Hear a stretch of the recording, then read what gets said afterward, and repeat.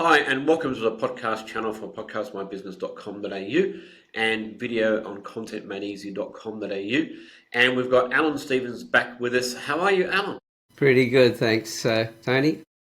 Excellent. And Alan's back with us because his previous podcast session with us was so popular, got a great reaction. So I thought, well, let's try and do a monthly series on different things. And today we're talking about something interesting. I'll be honest, I hadn't heard of until earlier today, but that's why we do this podcast. It's called Quiet Cracking. Now, Alan, what is quiet cracking? Well, it's completely different to the quiet quitting that we had before, which was where people were putting up resistance to doing things. And quiet cracking is where they're working their tails off, but they're not being effective. They're getting into that state where they're getting psychological issues and other things coming up.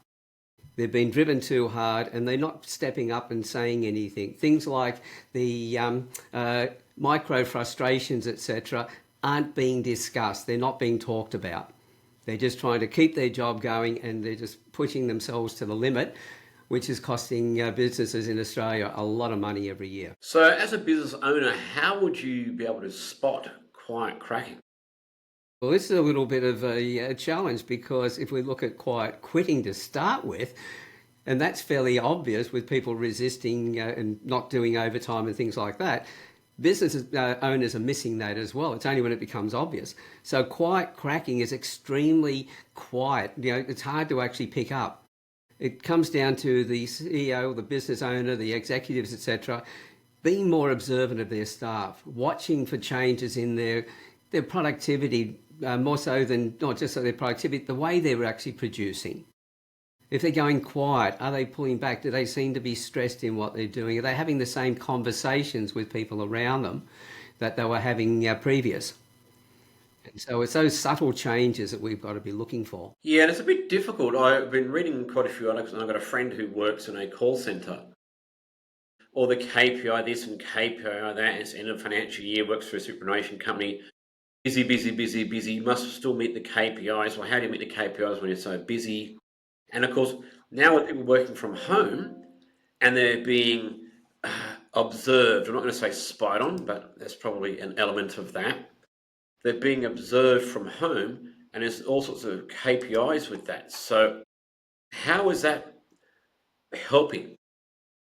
Well, when you're working from home, unless they can monitor the amount of time you're online and directly then relate that to the KPIs themselves, the efficiency that you're producing, and looking for variations in it, they're not going to pick it up. In the workplace, well, you know how long they're there. They know when they come in, they log on, we know what time they log off. And we can look at their productivity over that period of time. So we know that past experiences were that if people were bullied at work, their performance would drop by 70%. Those that observed it, which was the main one we needed to be looking at, because that was something people weren't looking at that up front, it's 40% drop in their productivity.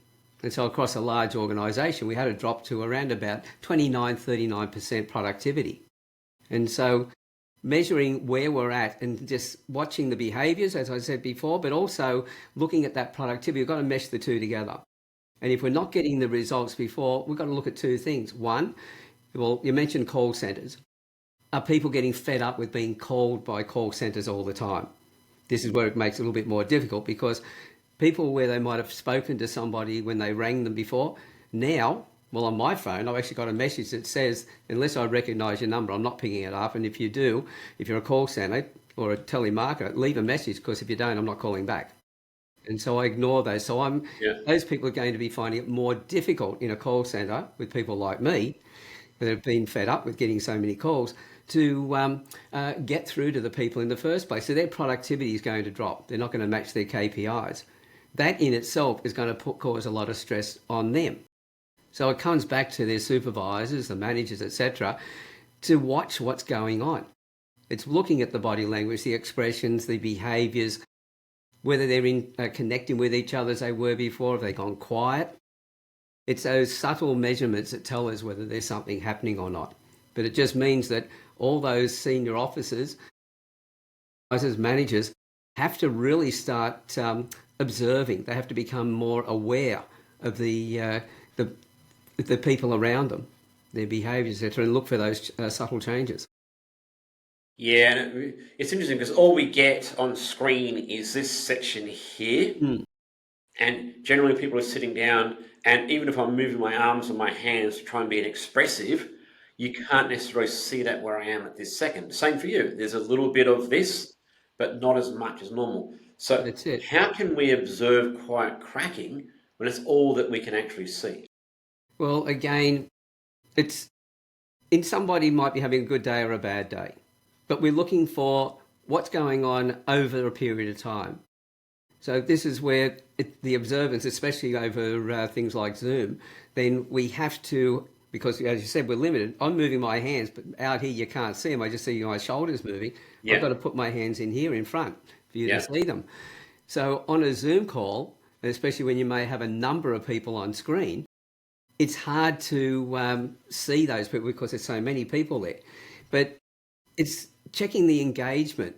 When you're having a meeting, does that person usually engage or they don't engage? Looking for the changes. If they, when they're talking, well, how's their speech going? I know when I get stressed, I have a lot of sentences, but I never put a full stop on the end of them. I don't even finish half the sentences. And so you can start to pick up in the tone of voice, in the body, in the movement of the expressions. While I'm sitting here, if I'm leaning in and talking to you and I'm nodding and everything, then I'm engaged. But is there a variation on that? Is it exaggerated right now? Because I'm now trying to mask it to let you feel that I'm actually engaged because inside I want to withdraw. Or have I just actually withdrawn altogether and I sit back and I start going quiet? So it's the variations we've got to watch for. well, it's like me. I moved my computer and camera down a little bit so that way my hands are more Mm, available by doing that because I was up in a different angle. So yes, I'm doing this deliberately. But maybe having something like that. Um, but it's difficult, like you said, when there's a whole stack of people. Now, what I do, and I'm conscious in person, I can dominate the room. mm. Yeah, and I got a voice and I got a personality and I've got a slim little tiny little person. So I always make sure when I'm in meetings that I call on people to make a comment. Mm, So is that exactly. one way of helping to deal It's with it, this? it's to making sure that you engage them. Well, first of all, you have to be engaging yourself to be able to speak in a way in which it keeps their attention. It's a way in which you speak to the person as well. Is it condescending? Is it uplifting, etc.? But then looking for their response to that, but also then, as you said, getting them engaged in it. So if we're doing a brainstorming session, I want to get an idea from everybody on screen. And I want to make sure that, because there is particular traits that if a person had at school, they would have come up with a lot of ideas. But in this classroom, where there's a lot of kids and everything else, the teacher hasn't got time for that. And they usually get told to be quiet. And so when they go to the workforce, they're not being open and sharing things. But as soon as I see that trait in someone's face, they're not getting out of the call until I get some information out of them because I guarantee they've got some great ideas. So again, it's in the way in which I speak to them that causes them to become more engaged. They feel safe. And that's one of the biggest problems. People don't have that social, psychosocial safety at the moment. They're always worried. They're worried about their jobs. If they've got under pressure, they're not meeting KPIs. If the pressure's on the KPIs, without finding why the KPIs might be down, but they're just pushing the KPIs all the time, that causes that person to become more worried and they're going to become more withdrawn. And while they can't help it because you'd be worried about, well, am I going to keep my job? And while you're worried about that, you can't be open and working with clients and be productive. So the more that the OIC, the work, the what do you call it, team leaders, executives go, the more they can engage that person and make them feel safe. Again, it comes back to helping that person to feel that they belong, they contribute, they're valued. Because we're Yeah, still that's coming back interesting. to the old saying of if you want to work on your business, you've got to have people in the business working in it. You can't work on it if you're the only person in there working. Yeah, that's actually true. And it's interesting, we were talking before, this is something that seems a bit more prevalent in the millennials, and I'm not singling out millennials alone, because There were people who used to be called malingerers and what have you. But you were saying before there's this large group on Facebook teaching millennials how to do quiet cracking, which is quite appropriate. Yeah, well, they've taken it to another level altogether. They've taken it to what they call task masking. So they are just being, because everything's related to activity. And so if you're like walking around the office, going to meetings that don't exist, walking around with your laptop, and people, going from one place to another, or having papers on your desk, etc., and people are thinking that they're busy. And there are influencers out there teaching millennials how to do that. Now, the main reason they're doing that is because they're fearful of their job. The same as those that are quiet cracking, the same as those that are quiet quitting already. They've gone beyond that point. They're now just going, well, I'm not going to put up with what I've been putting up with, so I'll put all the boundaries in place. Then the others that are leading up to that, well, they're quiet cracking. They haven't gone to the stage of being quiet quitting and saying, right, I'm not going to do I'm only going to do what my job description says. I'm not going to do overtime, etc. I'm only just doing what I have to do to keep my job. The quiet quitting, they're trying to do all the stuff, and they're the ones that are breaking down. So they're costing Australia about $17.4 billion a year. So it's a lot of money involved in all this. And this is what gets me. People running organisations think that, well, I've given them a job, they owe me because they've got a job. Well, at the same time, those people are making a lot of money for you to run your business. Yes. It's a relationship. And until we start recognising that, we're going to have these people who are going to be quiet cracking, quiet quitting, task masking all over the place. And that's just going to add up. And by the way, that quiet quitting is quiet cracking, I should say, $17.4 billion a year is just that. It's not the other two together included. Wow. It's massive amounts of money that we're losing. If you love your business and you want to keep growing, we have to look at the emotional intelligence and start getting involved in understanding it, but also delivering it to our staff. Okay, so again, I'm doing this a little bit. So, what are some non-verbal clues to look for when someone's quietly cracking? Well, looking at what you're putting there is not bad at all. But it's looking at, again, you might look at somebody and that's just the way they are. They're relaxed and they're quiet, they're laid back. Other people are quite hyper. But it's looking for, again, knowing that individual and look for the changes.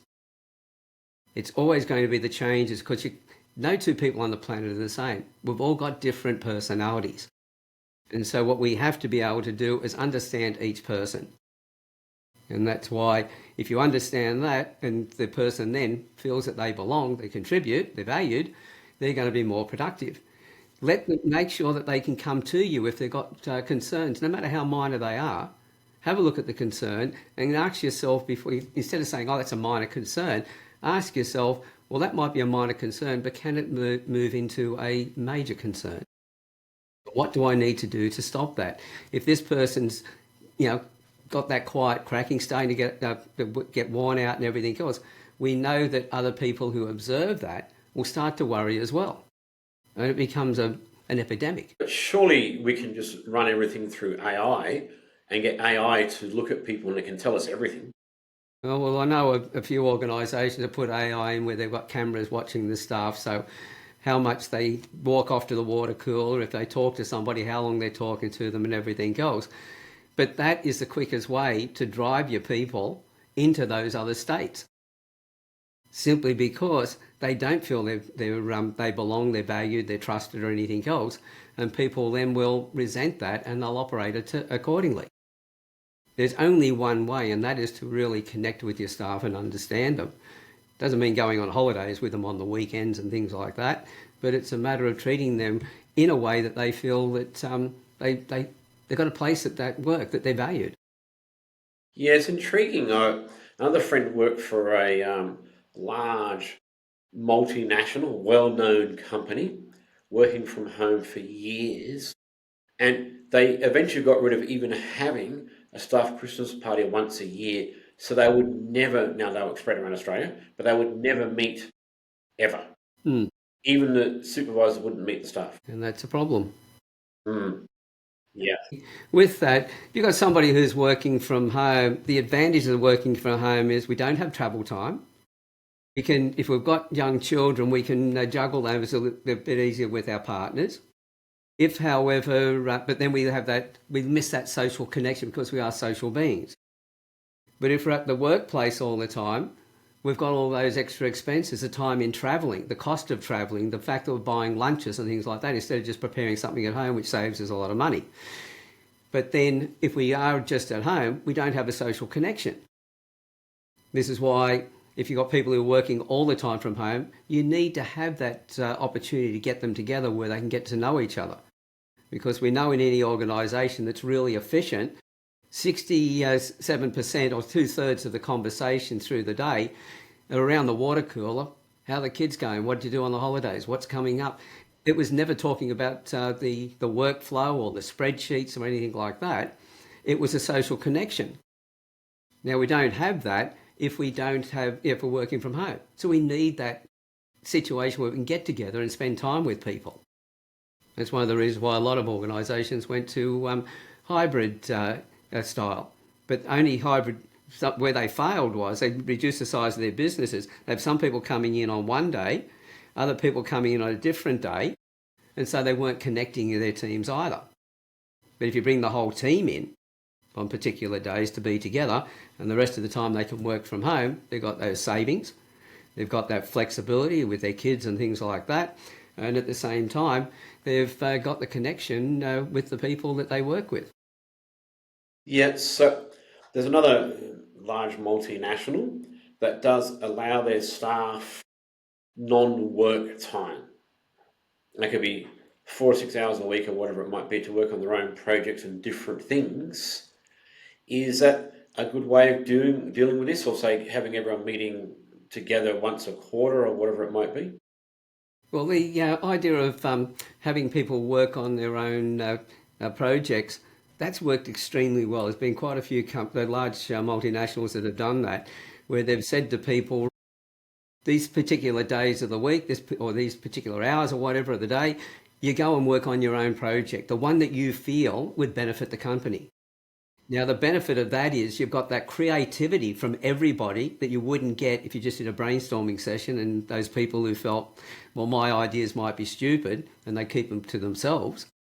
But now you've got all the people working on their projects and what they think, and they then go, well, I'm being trusted to spend time on creating something that'll make the business better. So now they're working for the future of the business, not just for their paycheck.